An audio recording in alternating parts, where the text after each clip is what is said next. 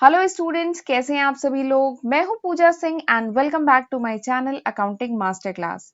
And आज के lecture में हम एक नया टॉपिक और एक बहुत ही इंपॉर्टेंट टॉपिक स्टार्ट करने जा रहे हैं, that is measure of dispersion.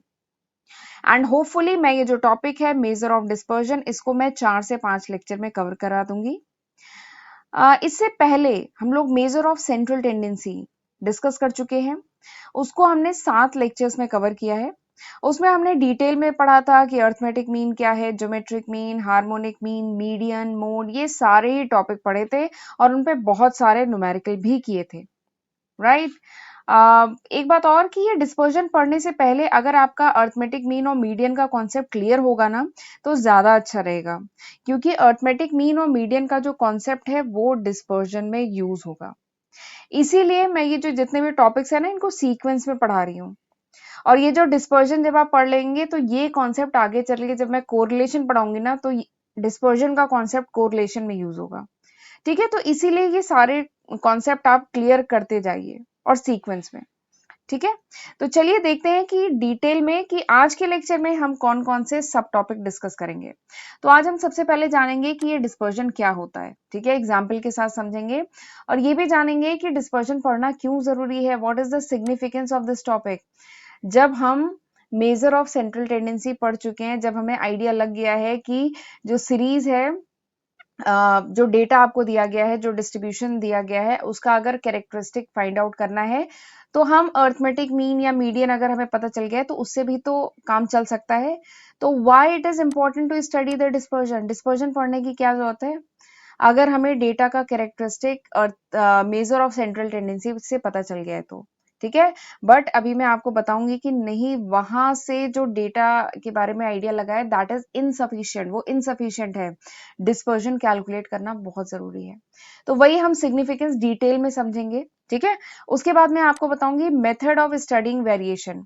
Variation या कह लीजिए डिस्पर्जन, डिस्पर्जन को कैलकुलेट करने के मेथड्स हम डिस्कस करेंगे। तो मैं आपको बताऊंगी 5 इंपॉर्टेंट मेथड्स होते हैं डिस्पर्जन को कैलकुलेट करने के।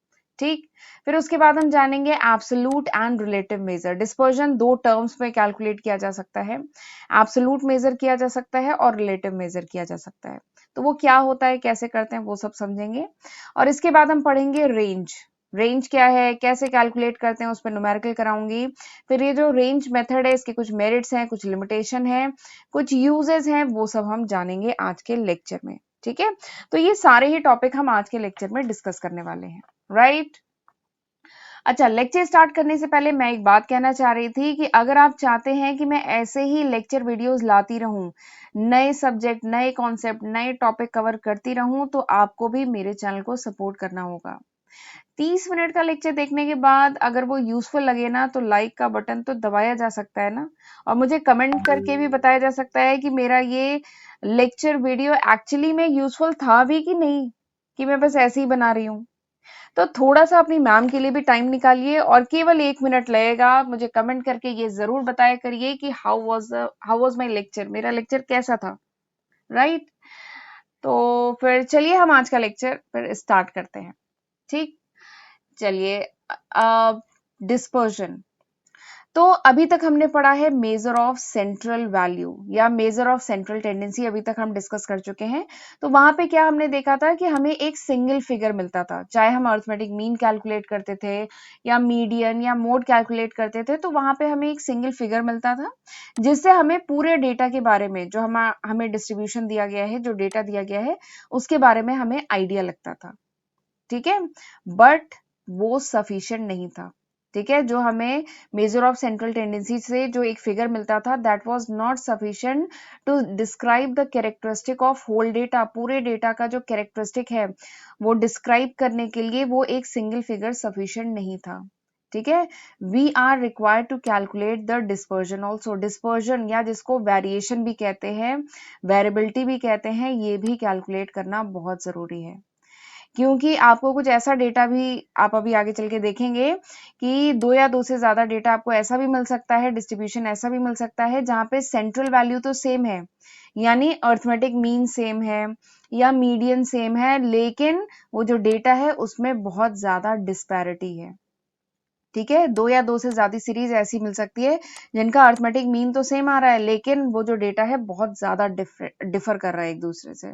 ठीक है, इसलिए हमें डिस्पर्जन कैलकुलेट करना बहुत ज़रूरी है, क्योंकि डिस्पर्जन से फिर आपको एक सही कैरेक्टरिस्टिक ऑफ डिस्ट्रीब्यूशन पता चलता है कि ये जो डेटा है ये एक्चुअली में किस टाइप का डेटा है, इसका ट्रू कैरेक्टरिस्टिक क्या है। तो इसलिए डिस्पर्जन कैलकुलेट करना बहुत ज़रूरी है, along with measure of central tendency. Central tendency तो कैलकुलेट करना ही है, लेकिन उसके साथ डिस्पर्जन भी कैलकुलेट करना जरूरी है। ठीक है, तो डिस्पर्जन मतलब होता क्या है? डिस्पर्जन का हिंदी में मतलब होता है फैलाव, यानी कोई चीज कितनी फैली हुई है, कितनी स्कैटर्ड है, कितनी स्प्रेड है, कितनी वेरी कर रही है, तो वही होता है dispersion. Dispersion measures the variation of the item. जो आइटम है, जो हमारा डिस्ट्रीब्यूशन है, जो डेटा है, उसके जो आइटम है वो कितना वेरी कर रहे हैं, कितना स्कैटर्ड है। ठीक है, ये हम मेजर करते हैं डिस्पर्जन से। तो dispersion measure the scatteredness of the mass of the data. जो मास ऑफ डेटा है, जो सीरीज है, उसकी स्कैटर्डनेस मेजर की जाती है डिस्पर्जन से। ठीक है, कि जो डेटा है वो अपने एवरेज से कितना ज्यादा स्कैटर्ड है। ठीक है, कितना ज्यादा वेरी कर रहा है, कितना ज्यादा स्प्रेड है अपने एवरेज से। ठीक है, ये हम मेजर करते हैं डिस्पर्जन से। डिस्पर्जन को स्कैटर्डनेस भी कहते हैं, स्प्रेड भी कहते हैं, वेरिएशन भी कहते हैं। ठीक है, डिस्पर्जन की जगह आपको स्कैटर्डनेस ये वर्ड भी मिल सकता है, स्प्रेड भी मिल सकता है, वेरिएशन भी मिल सकता है।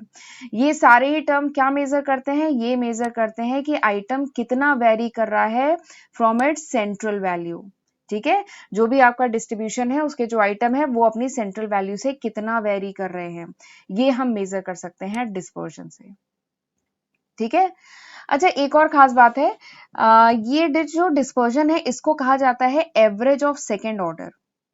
ये बहुत ही इंपॉर्टेंट पॉइंट है, ये इवन एग्जाम में मैंने देखा है, काफी बार पूछा जाता है कि डिस्पर्जन का दूसरा नाम बताइए, what is the second name of dispersion. तो डिस्पर्जन को कहा जाता है एवरेज ऑफ सेकेंड ऑर्डर भी कहा जाता है। क्यों? क्योंकि डिस्पर्जन में हम एवरेज निकालते हैं of the difference of various item from from an average, यानी जो भी आपको डिस्ट्रीब्यूशन दिया गया है उसका जो एवरेज है। ठीक है, फिर हर एक आइटम कितना डिफर कर रहे हैं उस एवरेज से। ठीक है, वो जो एवरेज है उस एवरेज से हर एक आइटम कितना डिफर कर रहे हैं, उसका एवरेज निकाला जाता है डिस्पर्जन में। ठीक है, इसीलिए इसको क्या कहा जाता है? एवरेज ऑफ सेकेंड ऑर्डर भी कहा जाता है डिस्पर्जन को। ठीक है, तो ये एक इंपॉर्टेंट पॉइंट है, एग्जाम में बहुत पूछा जाता है, तो इसे थोड़ा सा ध्यान रखिएगा। तो आई होप अब आपको डिस्पर्जन समझ में आ गया है। डिस्पर्जन क्या बताता है? वेरिएशन। डिस्पर्जन का हिंदी में मतलब है फैलाव, यानी जो डेटा है वो कितना वेरी कर रहे हैं from its average, from its central value से कितना ज्यादा वेरी कर रहे हैं। ठीक, एक एग्जाम्पल के साथ समझाती हूँ। सपोज करिए आपको 3 सीरीज दी गई है, ये देखिए आपको 3 सीरीज दी गई है, series A B C. Series A देखिए सारे आइटम क्या है? 100, फिर आपने इसका एवरेज लिया, अर्थमेटिक मीन लिया, वो आया 100। सीरीज बी देखिए आइटम क्या है? ये है, थोड़ा सा वेरी कर रहे हैं। ठीक है, आइटम थोड़ा सा वेरी कर रहे हैं, इसका आपने एवरेज लिया, आया 100। एवरेज के लिए क्या करेंगे? सम करिए, डिवाइडेड बाई 5। ठीक, एक सीरीज सी है, इसके आइटम जरा देख लीजिए। ठीक है, फिर इसका आपने एवरेज लिया, आया 100। तो अब इन 3 सीरीज को देख के आपको क्या समझ में आ रहा है? इन 3 सीरीज को देख के हमें ये समझ में आ रहा है कि देखिए arithmetic mean is same in all the 3 series. Arithmetic mean तो सेम है तीनों सीरीज में, लेकिन ये सीरीज देखिए कितना ज्यादा एक दूसरे से डिफर कर रही हैं। इस सीरीज में सारे आइटम 100 हैं, इस सीरीज में थोड़ा सा वेरिएशन है, और इस सीरीज में बहुत ज्यादा वेरिएशन है फ्रॉम इट्स सेंट्रल वैल्यू। ठीक है, जो सीरीज ए है इसमें क्या है? देयर इज नो डिस्पर्जन, कोई डिस्पर्जन नहीं है, कोई वेरिएशन नहीं है from its central value. Central value मतलब अर्थमेटिक मीन से कोई वेरिएशन नहीं है। और अगर सीरीज बी की बात करें तो यहाँ पे थोड़ा सा वेरिएशन है, 105, 102, 90, यानी 100 से थोड़ा सा, जो सेंट्रल वैल्यू से थोड़ा सा वेरिएशन है। लेकिन अगर सीरीज सी की बात करें, ये जो सीरीज सी है अगर मैं इसकी बात करूं तो देखिए यहाँ पे कितना ज्यादा वेरिएशन है। एवरेज क्या है? 100, लेकिन सीरीज में 1 भी है, 2 भी है, 3 भी है, 489 भी है। तो यहाँ पे देयर इज मच डिस्पर्जन, यहाँ पे वेरिएशन बहुत ज्यादा है as compare to series B. ठीक है। तो केवल अर्थमेटिक मीन, मैं बस ये कहना चाहती हूँ कि केवल अर्थमेटिक मीन आपने कैलकुलेट कर लिया तो आपको सीरीज के बारे में आप नहीं कह सकते कि सीरीज आइडेंटिकल है। अर्थमेटिक मीन सेम है इसका मतलब सीरीज आइडेंटिकल है, आप नहीं कह सकते। आपको अगर सही ट्रू कैरेक्टरिस्टिक ऑफ सीरीज पता करना है तो आपको डिस्पर्जन भी कैलकुलेट करना पड़ेगा along with measure of central tendency, right. अब जरा मैं आपको डिस्पर्जन कर्व से भी समझाती हूँ। ये देखिए 3 कर्व हैं, ये कर्व ए है, ये कर्व बी है, ये कर्व सी है, ये 3 डायग्राम है, इसमें दो दो कर्व हैं। अगर हम डायग्राम ए को देखें तो यहाँ पे आपको 2 कर्व दिख रहा है, एक ये कर्व है, एक ये कर्व है। इन दोनों ही कर्व का कर्व है या कह लीजिए डिस्ट्रीब्यूशन है, ये जो दो सेट ऑफ डेटा दिया गया है या जो डिस्ट्रीब्यूशन है, इन दोनों डिस्ट्रीब्यूशन का क्या है, अर्थमेटिक मीन सेम है, इनका जो मीन है दैट इज सेम। लेकिन अगर हम डिस्पर्जन की बात करें यानी स्कैटर्डनेस की बात करें तो ये जो कर्व है इसका डेटा देखिए कितना ज्यादा स्कैटर्ड है, ठीक है, जबकि ये वाला जो कर्व है इसका डेटा कम स्कैटर्ड है, ठीक है, जबकि अर्थमेटिक मीन दोनों का सेम है, ठीक है। और अगर ये डायग्राम बी में बात करूं तो ये देखिए जो 2 कर्व दिए गए हैं, इन दोनों कर्व का जो डिस्पर्जन है दैट इज सेम। देखिए कर्व इनका जो शेप है दैट इज सेम, यानी dispersion is same, scatteredness is same, लेकिन इनका अर्थमेटिक मीन क्या है, डिफर कर रहा है, ठीक है। और अगर मैं ये डायग्राम सी की बात करूं तो यहाँ पे देखिए अर्थमेटिक मीन भी डिफरेंट है और यहाँ पे डिस्पर्जन भी डिफरेंट है। डिस्पर्जन मतलब ये जो शेप है कर्व का वो भी डिफर कर रहा है, ठीक है। तो हम केवल बस मैं ये कहना चाहती हूँ कि ये जो मेजर ऑफ सेंट्रल टेंडेंसी जो इससे पहले हमने पढ़ा था, केवल वो सफिशिएंट नहीं होता है अगर आप डेटा या डिस्ट्रीब्यूशन को समझना चाहते हैं तो दैट इज नॉट सफिशिएंट, वो सफिशिएंट नहीं है, that is insufficient. It must be supported and supplemented with other measures. जो मेजर ऑफ सेंट्रल टेंडेंसी आपने इससे पहले पढ़ा है वो सफिशिएंट नहीं है, उसके साथ कुछ दूसरे मेजर्स लाइक डिस्पर्जन वो भी यूज करना पड़ेगा, ठीक है। अगर आप डेटा का ट्रू कैरेक्टरिस्टिक समझना चाहते हैं, आप समझना चाहते हैं कि आपका जो सेट ऑफ डेटा है वो किस टाइप का है, ठीक है। तो this is the dispersion curve, ये था डिस्पर्जन कर्व। इससे हम समझ सकते हैं कि डेटा का जो स्कैटर्डनेस है वो किस टाइप का है, ठीक है। चलिए आगे बढ़ते हैं। अब मैं आपको बताती हूँ कि what is the significance of measuring variation या डिस्पर्जन। ये जो डिस्पर्जन है, ये वेरिएशन है, इसका सिग्निफिकेंस क्या है, क्यों मेजर किया जाता है। तो सबसे पहला इसका सिग्निफिकेंस ये है कि इससे हमें पता चलता है रिलायबिलिटी ऑफ एन एवरेज। इससे पहले जो हमने एवरेज पढ़े हैं, arithmetic mean, geometric mean, harmonic mean, median, mode, ये जो एवरेज पढ़े हैं इनकी रिलायबिलिटी क्या है, ठीक है, वो एक्चुअली में सही एवरेज शो करते हैं कि नहीं शो करते हैं, तो उसके रिलायबिलिटी के बारे में हमें डिस्पर्जन या वेरिएशन से पता चलता है। दूसरा सिग्निफिकेंस क्या है कि ये जो डिस्पर्जन है या जो वेरिएशन है it serve as a basis for the control of variability. Data की वेरिएबिलिटी अगर हम कंट्रोल करना चाहते हैं तो उससे पहले हमें वेरिएबिलिटी पता भी तो होनी चाहिए ना, ठीक है। तो it serve as a basis for control of variability, variability को कंट्रोल करने का एक बेसिस प्रोवाइड करता है, राइट। तीसरा सिग्निफिकेंस क्या है कि हम कंपेयर कर सकते हैं, डिस्पर्जन के बेसिस पे हम कंपेयर कर सकते हैं दो या दो से ज्यादा सीरीज को with regard to their variability, कि दो या दो से ज्यादा सीरीज दी गई है और अगर हमें उनकी वेरिएबिलिटी की स्टडी करनी है तो हम वेरिएशन या डिस्पर्जन से उनके वेरिएशन की स्टडी कर सकते हैं, हम कंपैरिजन कर सकते हैं, ठीक है। तो ये तीसरी इंपॉर्टेंस है।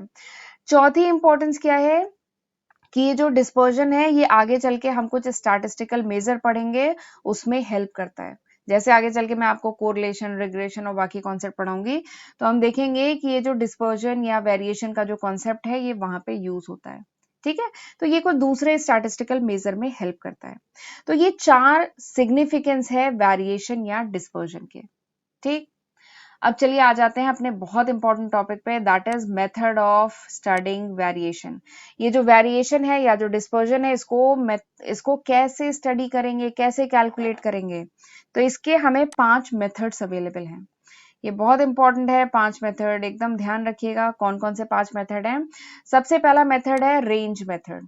दूसरा मेथड क्या है, inter quartile range and quartile deviation.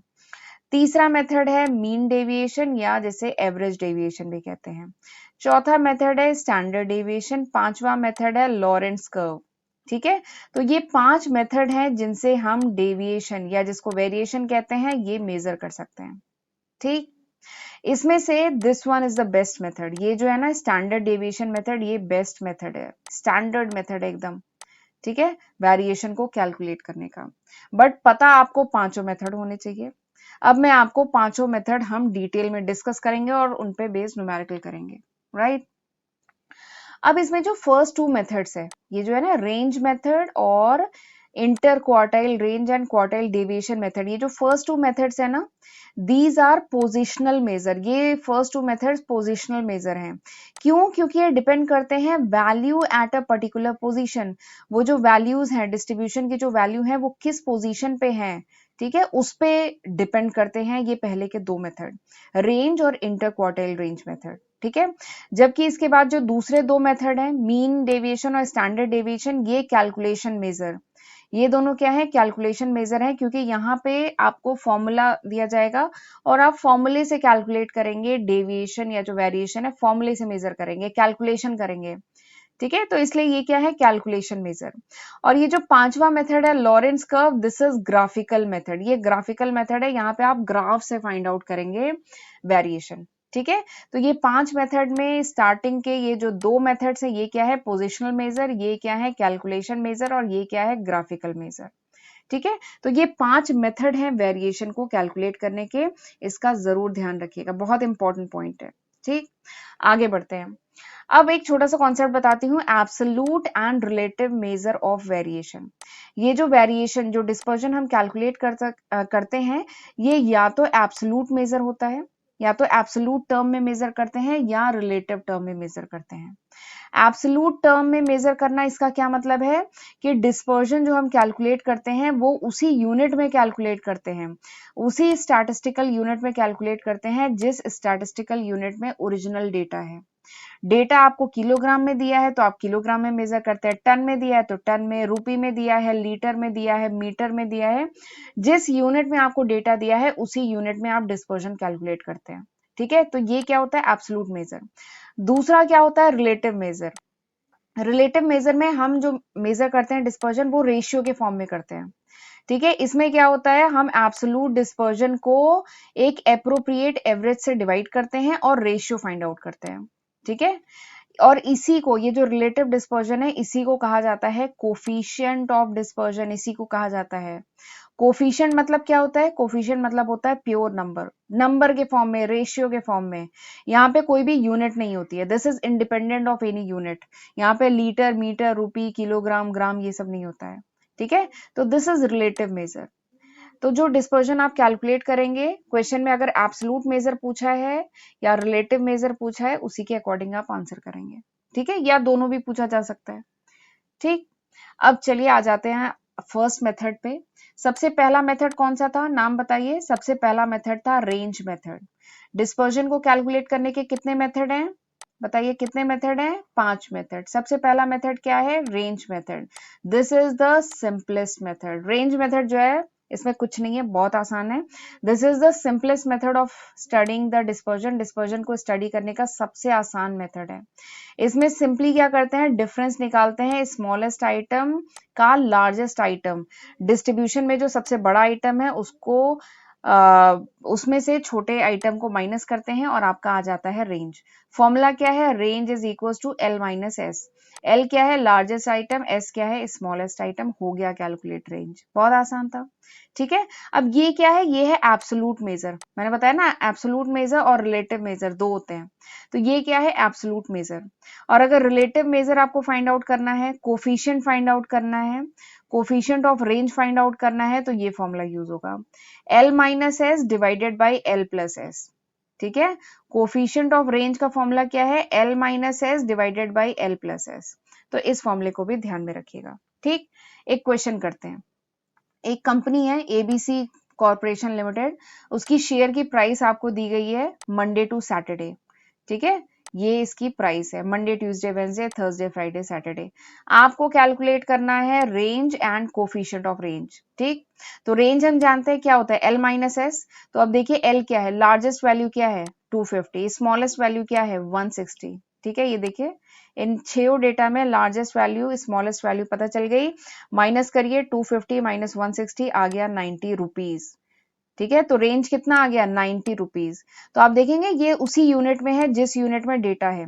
Data rupees में है तो रेंज रुपीज में निकला। ठीक, अब आपको कोफिशिएंट भी पूछा गया है, कोफिशिएंट ऑफ रेंज तो क्या है L minus S divided by L plus S.